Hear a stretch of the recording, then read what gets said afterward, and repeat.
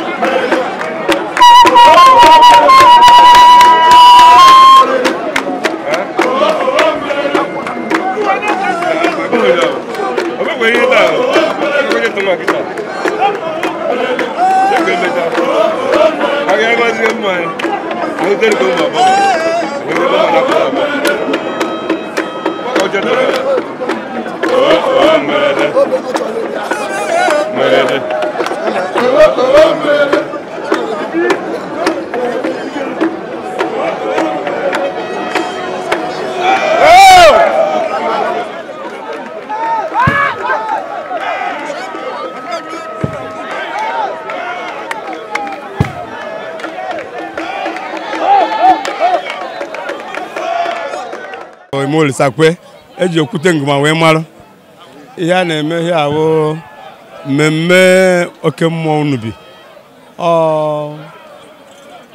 ihe ejiri ma ndị be anyị ihe anyị ji agọ ndị ụwa ihe anyị bụ mmụọ oke mmụọ ihe ejiri mara anyị nwa ọya ka anyị na-eme tata January 1 ka 48 years 49 years eji bido since Unubi aji pụta n'obodo ọya na-eme kwa afọ ihe anyị na-ebe ata ahụ oke mmụọ cultural festival nke Unubi na-eme every 1st January ma nwoke ma nwaanyị nwatakịrị okenye na-adị involve ihe anyị ji enwe obi aṅụrị ihe anyị ji ekpokọnata obodo anyị ihe anyị ji eme udo ihe anyị ji enwe ọganihu n'obodo every 1st January anyị na-ayọ nwoke nwaanyị ka ha bata Unubi ka ha bịa were ngọzi nke Unubi ga-enye ha.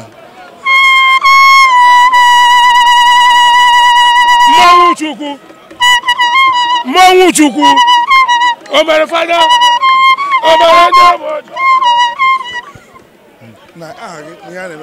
afa mbụ Comrade Asụzụ Azụbike Asụzụ a na-emenye ọkụ Chukwu nwere n'Unubi ọ na-enwu ezumezu Unubi anyị na-eme kwa afọ abalị mbụ n'ọnwa mbụ n'afọ ndị oyibo na-akpọ January 1 ka anyị ga-eme ezumezu a ụmụ anyị niile na-anụ obodo ahụ dị iche iche ị na anyị ga na-ahụ ma ndị nụrụ ndị ọcha ma ndị si obodo dị iche iche Far East America Australia nọcha ebe a ọ nnukwu mmemme ka ọ bụ na be anyị. Afọ mbụ Nwaka Obi Nka Ichie Dike bi n'Ugwu abụ onye Unubi PG Emeritus taa bụ 1st of January 2019 anyị nwa bụ Unubi na-celebrate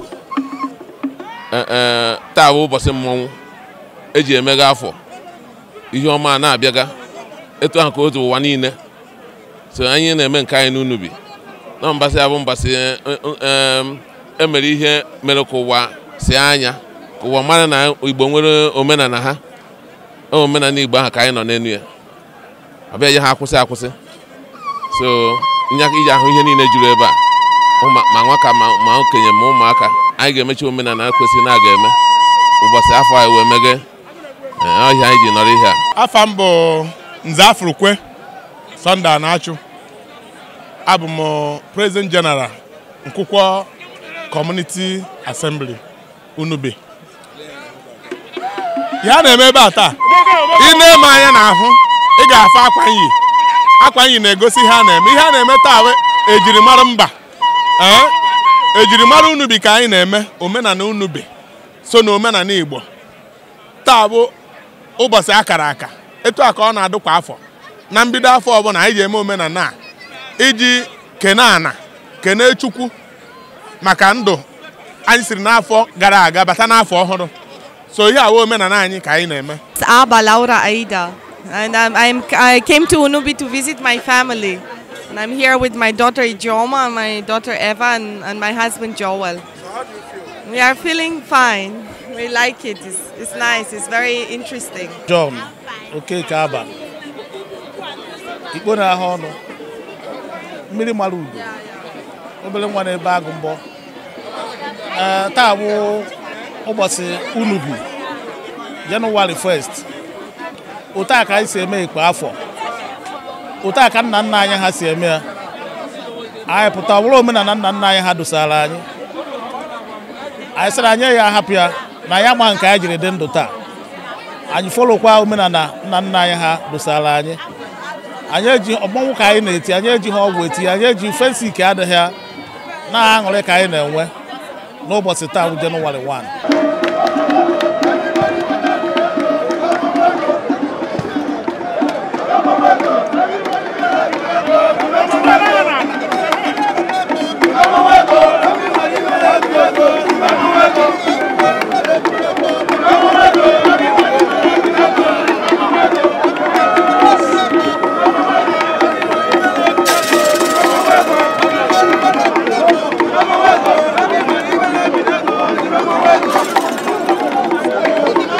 Bugatti!